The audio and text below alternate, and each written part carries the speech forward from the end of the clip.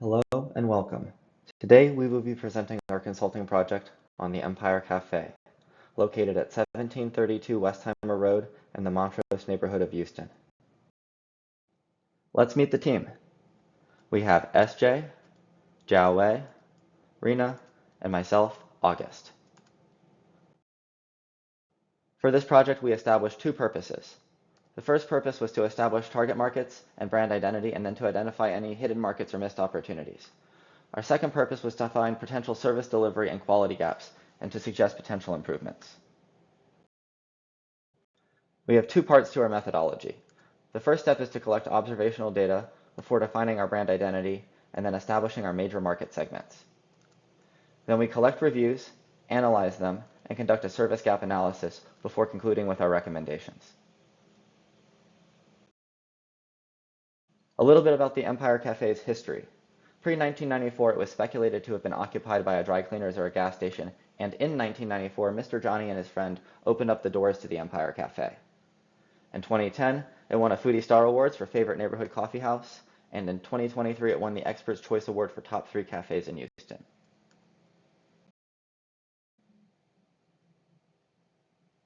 For their mission, they want to serve patrons with fresh, high-quality food and drinks for breakfast, lunch, and dinner, and to provide a European-inspired atmosphere that resonates with comfort.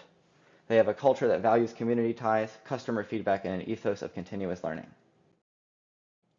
For the Empire Cafe's goals, they value engagement. They want to enhance offerings in line with customer desires and community growth, and they even have a Customer of the Week award. For quality, they want to prioritize quality in food, drinks, and overall service experience, and they want to preserve their unique identity as a beloved coffee shop in Montrose. For our brand analysis, we first took a look at the physique of the Empire Cafe. It has a vintage, rustic, and European-inspired feel.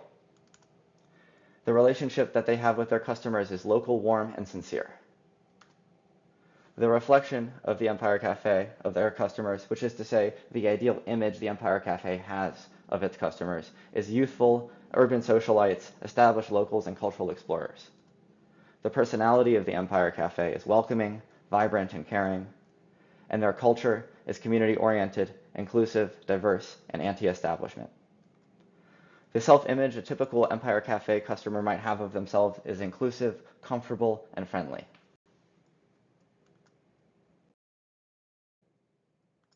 For our major market segments, we found business professionals, seniors, students, and families to be the major four. Business professionals and seniors tend to be more respect-oriented, while students and families tend to be more value-oriented. We also looked for hidden markets and found cafepreneur. Cafepreneurs are somebody that use the cafe to get some work done, like a student or a business professional that has a few emails to send. We also looked for another one, and we found third spacers. A third spacer is somebody that looks for a third space. A third space is a place that you go when you don't want to be at home or at work, like a coffee shop or a library. For our review analysis, we looked at 201 Google reviews and looked at the content of each. 75% of the reviews mentioned food and drink, 32% mentioned service delivery, 41% mentioned atmosphere, 10% mentioned amenities, and 10% mentioned value. Keeping those percentages in mind, for food and drinks at 75, service delivery at 32, and atmosphere at 41, we found those three factors or categories to be the major contributors for customer satisfaction.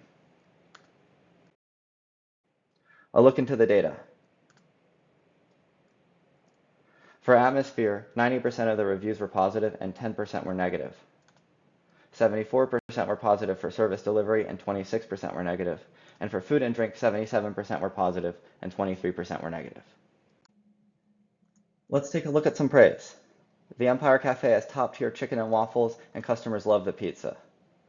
CB thinks that the chicken and waffles are tasty, as well as perfectly crispy and pillowy. The Empire Cafe has quick and efficient service delivery and friendly staff. Sebastian Covington thinks that the service is good with kind baristas.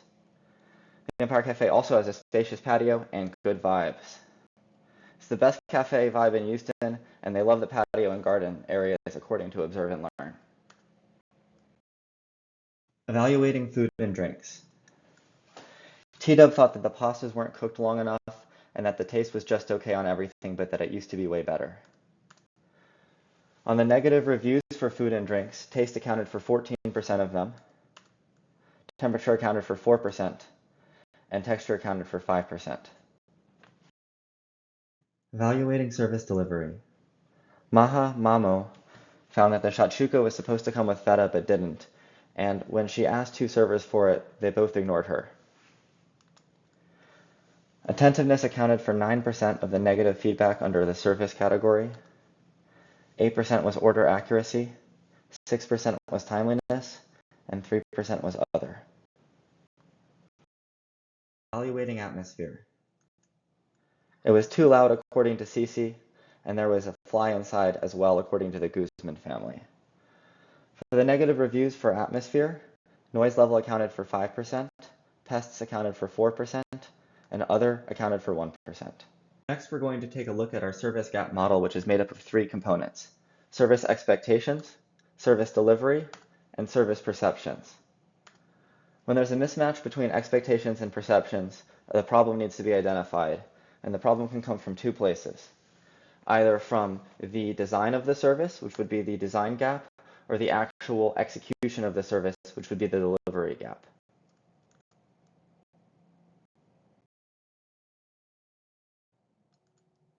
For our food and drinks mismatch, the current state is that some dishes are soggy, cold, or under-seasoned, and that the desired state is to consistently serve fresh, high-quality food and drinks across all areas.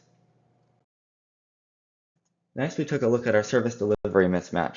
The current state is that some orders are missing items or were brought to the wrong table, and some customers feel unattended to. The desired state is to ensure accurate and complete order fulfillment with no missing items or delivery errors, and to ensure all patrons feel attended to and satisfied with their dining experience. Your mismatch. We found that the current state is crowded and noisy, especially inside on a busy night, and sometimes uninvited guests, pests, attend. The desired state is a comfortable and fun atmosphere where patrons can relax and smoothly navigate the space. Now for our recommendations. For food and drinks, we think that conducting regular menu reviews and feedback sessions would be useful, and introducing stricter quality controls for dishes before they leave the kitchen so that any issues can be caught before they're found. For service delivery, a table monitoring system so that guests don't feel left unattended or ignored, and training emphasizing order accuracy so that items don't get missed. For our atmosphere, potentially some sound dampening measures such as ceiling panels would work, and for the pests, to keep plants away from entrances, as that's the greatest draw and there's only so much you can do. We moved these into each of their categories for delivery gaps and design gaps.